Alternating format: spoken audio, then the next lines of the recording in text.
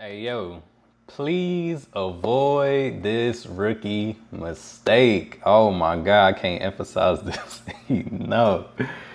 Yo, when I say I still cringe at a lot of my earlier projects because I used to do this all the time, please avoid this rookie mistake. Oh man, if you ain't do this yet, I'm proud of you. If you've done this before, you're not alone because this used to be me. Backstory, I'm very big on like depth and sounds and just like I just love the articulation of like how sounds could be so unique, right? And one of my favorite plugins is the Reverb. Bruh, I used to throw the Reverb on my master chain. I'm talking about slap the whole Reverb on the master chain. As a beginner, when it comes to music production, trying to engineer your own stuff, please do not slap the Reverb plugin on your master chain. Don't do it. Don't do it. Don't do it. Don't do it. Because I'm gonna show you what it is when you do it, right? So let's say we got the song. I'm about to bounce it in place so we could hear what it sounds like. So I'm bouncing the whole track that I made in place right now, using Control B, if you don't know that shortcut. So we're gonna solo it so we can see what the track sounds like.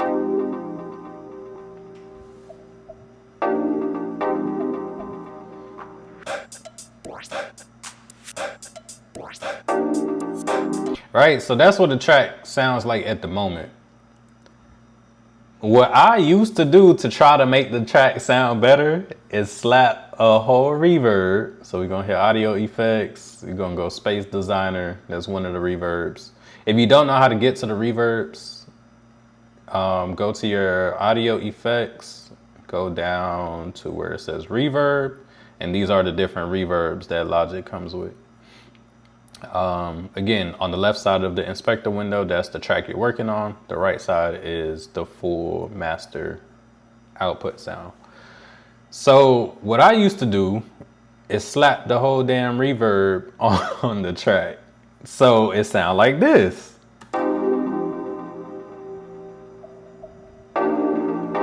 Feel me? Like in the headphones, it's dope. Like you done created this space because it sounded like this without it.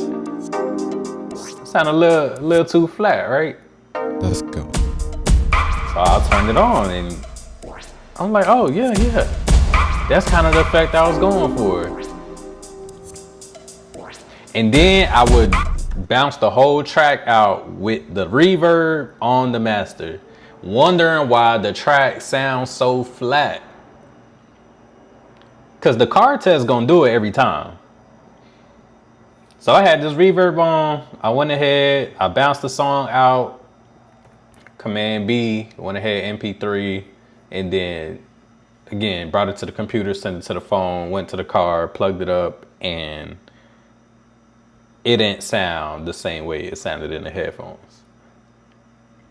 Now, for those who aren't understanding as to why that is, reverb is one of your time-based effects, right?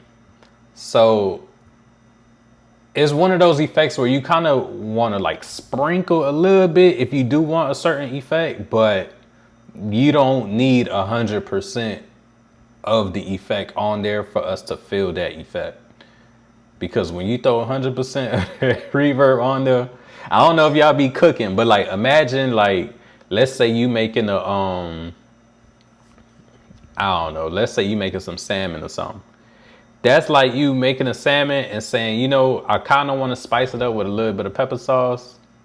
But instead of just throwing a dash of the pepper sauce, you literally opened up the whole 32-ounce bottle and poured the whole pepper sauce out onto the salmon in the pan as you cooking. You mudded it. That's not what you want to do. That's not what you want to do. So back up. You feel me? Don't ever, let me not say don't ever, because I don't want to be the one to dictate how you go about your creative process that makes the most sense for you. But there are more logical ways to go about certain things. So let's say you did want to add a reverb type sounding effect on the track that you're working with. Instead of putting it on the master channel, I wouldn't even just slap it on the regular channel, because I used to do that as well. But it's not the best idea. What you want to do is use one of your sends, right? Use your sends, and you could choose any bus to put the reverb on. I currently do have a reverb on bus 1, but for the sake of this video, we're gonna choose a random bus. Let's go 22. And now we're gonna rename this to Reverb 22 just because it was on 22. We're gonna remove the reverb from the actual bounce track here, and we're going to move it to the reverb. This is no longer the master channel, just so you are aware. Like if you see stereo out, that's when you see that mastering chain, that's when you know you're on your master. But yeah, right now you want to click on bus 22, so like reverb 22 that we just renamed pops up. And that's how you know you're working with this aux channel. This is an auxiliary channel, right? So now we can turn the effect of the reverb on. If we hit play, we're not gonna hear it yet because we haven't put any signal up. All right, but the reverb is on. So whenever we are ready to apply the reverb, we can turn up the amount that we're adding onto this track.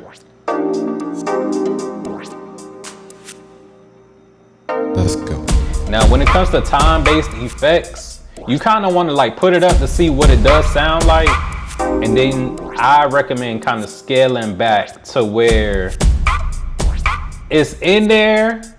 You know it's in there, but it's not obvious. You feel me? And that's how you want to go about any time-based effect, whether it's your reverb, your delays, your echo, like whatever the case may be. Anything that's a time-based effect, bruh, don't slap the whole thing on the master channel.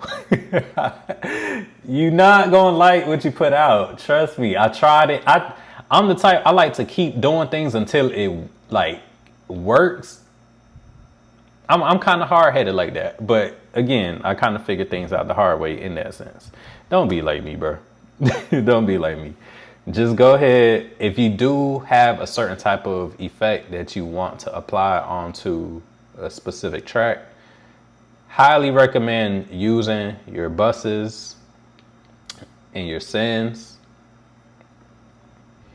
so you can send the signal up, take back whatever signal is of excess, and then yeah.